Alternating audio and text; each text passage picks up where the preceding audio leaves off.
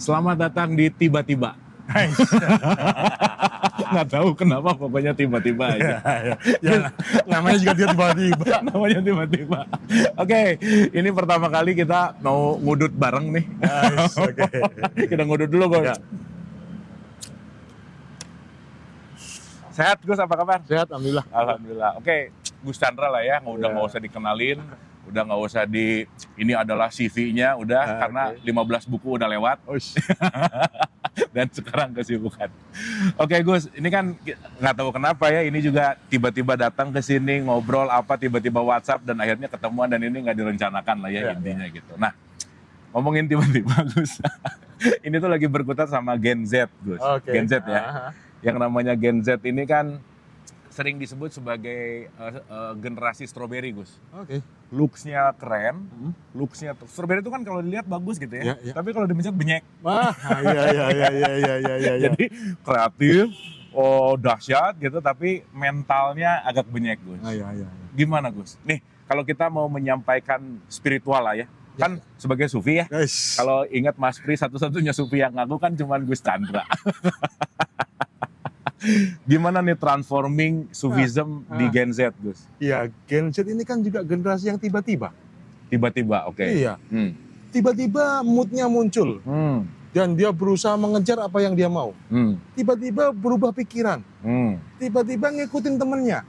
Tiba-tiba dia mengurung diri di kamar. Dan seterusnya. Jadi memang secara selera, Gen Z ini sesuai banget dengan kondisi zaman saat ini yang serba tiba-tiba. Oke. Zaman sekarang ini tiba-tiba semua. Iya. Tiba-tiba kita bisa kontak orang yang jauhnya entah berantah di mana dengan cepat. Iya. Tiba-tiba kita merasa, wah Abu Marlo ini nggak ada untung-untungnya, delete. Nggak mikir panjang. Atau tiba-tiba kita berubah rencana. Nah, sebenarnya apa sih ketiba-tibaan? Apakah memang benar-benar tiba-tiba terjadi? Atau jangan-jangan konsep kehidupan itu serba tiba-tiba?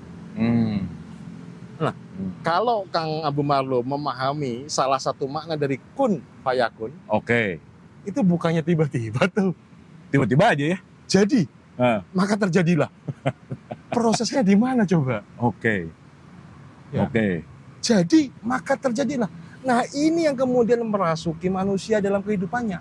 Pengennya serba cepat, serba instan. Apa yang gua mau hari ini harus ada. Nah, kalau Tuhan pun kun fayakun, bukankah manusia ini adalah titah atau makhluk ciptaan Tuhan yang paling sempurna? Terus kita sok-sokan mau mensifati sifat-sifat Tuhan. Iya kan? Ya, oke. Nah, ini kan ngomongin tiba-tiba nih ya. Si generasi Z juga tiba-tiba hadir juga nggak pengen jadi generasi Z ya. Di era yang informasi super cepat sekarang, ada perbedaan generasi antara baby boomers, milenial dan seterusnya lah, Gus. Gimana sih, Gus, menjadi remaja tuh gimana sih? Nah, soal tiba-tiba ini sebenarnya tidak hanya zaman sekarang loh ya. Soal dilahirkan, kita ini kan juga nggak punya rencana dilahirkan. Tiba-tiba aja lahir. Nggak punya rencana milih bapak atau ibu siapa. Tiba-tiba, mulai detik ini bapak gua, ibu gua, tiba-tiba namanya Abu gitu ya. Kakak gua itu, adik gua itu. Tiba-tiba aja hadir di dunia. Ya kan? Bahwa sekarang semuanya terasa lebih cepat karena intensitas ketiba-tibaan itu memang semakin cepat. Ya kan? Nah, justru itulah ketika masa terasa semakin singkat, kita harus semakin pintar memaknai tiap detiknya. Ketiba-tibaan itu kan konsep dasar sebenarnya dari penciptaan. Yang nanti itu masih bisa diukur, yang tadi sudah lewat, yang sekarang ini kan serba tiba-tiba. Sekarang kan tiba-tiba. Nggak terasa udah jam berapa, tiba-tiba udah jam 4, tiba-tiba udah maghrib, tiba-tiba aja. Nah, memaknai sesuatu yang singkat itu menjadi sangat mendalam. Itu sebenarnya urusan kaum remaja. Karena masa indah, masa remaja itu memang tidak akan pernah terulang kembali. Dan ini masih remaja nggak? Masih dong. Coba, lu inget-inget kaum kolot orang-orang tua kita. Yang disombongin apa? Dulu Bapak itu pernah muda. Kamu kan belum pernah tua gitu. Dulu Iya. Karena masa kejayaan itu di masa remaja, Iya. masa muda. Sampai-sampai Rasulullah itu pernah membecandai seorang nenek. Ya kurang lebih dialognya adalah, ya Rasulullah, apakah mungkin menurutmu aku masuk surga? Kata Rasulullah, tidak. Wah, itu kira-kira goncang itu langit dan bumi. Seorang Muhammad SAW mungkin dalam seumur hidupnya pertama kali dia seakan-akan memustahilkan anak manusia masuk surga. Padahal tugas beliau ya kira-kira membawa sebanyak-banyak orang masuk surga lah ya. Ini memustahilkan ya? Memustahilkan. Seorang nenek mustahil masuk surga. Wah, ada yang marah nih barangkali ya. Mengingatkan beliau.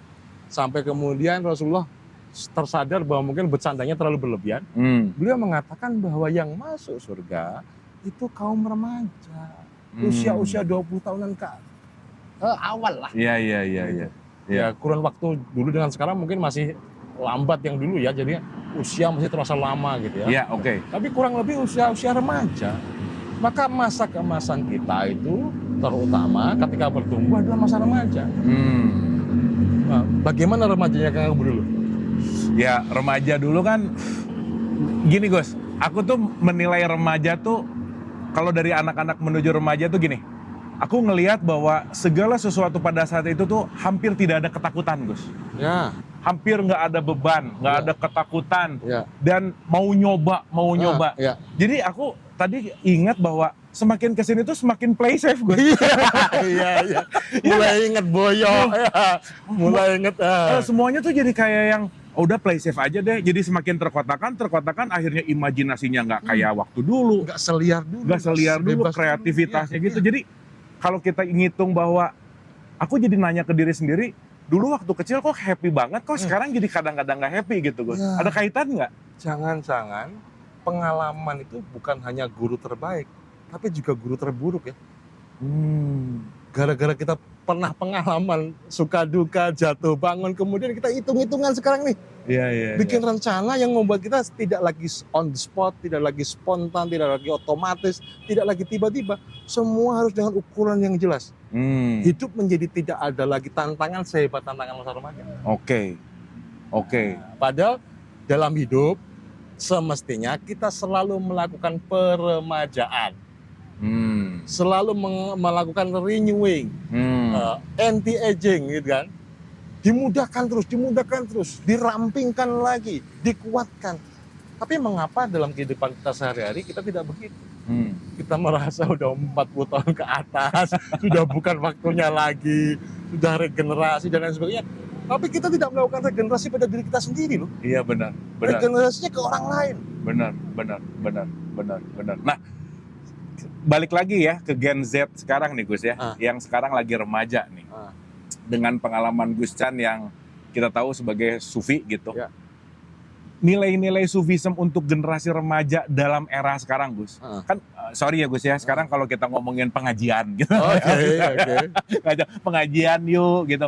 Itu kayaknya udah sesuatu yang agak gimana gitu. Iya, masyarakat urban terutama. Masyarakat urban tuh yang udah sekarang tuh lebih ke modern, dimana ya sorry itu saya ya, katakanlah kalau misalnya sufi itu kuno misalkan. Agama tuh ya nggak relevan gitu. Gimana nih peramajaan? Capek dengerin tahlil, dengerin dalil ya? Dalil. Dikit-dikit ayat, dikit-dikit haram, dikit-dikit neraka gitu. Kan saya rasa ini sekarang udah nggak relevan Gus. Gimana Gus? Pernah suatu ketika seorang profesor ahli filologi mengajak saya ke perpustakaan dan beliau dengan gagah dan mungkin sedikit pongah mengatakan sudah tidak ada lagi yang bisa membaca manuskrip ini. Saya bilang, Prof, tantangannya bukan itu. Tantangan hari ini adalah bagaimana manuskrip ini bisa menjadi komik, bisa menjadi konten-konten sosial media, bisa menjadi lagu, bisa menjadi apapun yang bisa diterima oleh masyarakat remaja pada khususnya. Karena dia harus mengalami alih rupa. Dan itu kebijakan kearifan sekelas wali yang bisa begitu. Berarti walinya harus gaul gitu? Ya kurang lebih seperti narasumbermu itulah ya. Karena dakwah harus begitu. Iya Gus. Dibikin hati senang dulu, dibikin hati menang dulu, dibikin hati tenang dulu. Kalau belum apa-apa sudah harus repot, harus sibuk, harus sedih, bahkan harus takut, terancam. Nggak ada yang tertarik. Oke. Maka muncullah kemudian pilihan-pilihan lain. Aku mungkin beragama tapi aku tidak beribadah. Aku mungkin percaya Tuhan tapi aku tidak beragama. Nah. Dan hal-hal seperti itu kan sesuatu yang sebenarnya tidak diinginkan oleh para pendakwa, oleh para nabi, oleh para rasul. Gitu ya. Kemasannya kan nggak boleh. Apapun memang jangan lihat dari kemasannya, tapi kemasannya perlu dilihat. Oh, keren nih. Ya kan? Kemasan juga penting ya. Coba langsung jual isi. Siapa yang mau? Menjijikkan. Iya, kita beli makanan seenak apapun kalau nggak ada kemasannya menjijikkan dari tangan ke tangan kita. Iya. Harus dikemas. Iya. Nah, pengemasan inilah yang terus-menerus mengalami peremajaan. Menu resep barangkali sudah oldies, sudah tua, dari sudah turun-temurun, tapi kemasannya yang harus tumbuh. Oke. Kita lanjut, Gos, habis yang satu ini. Oke.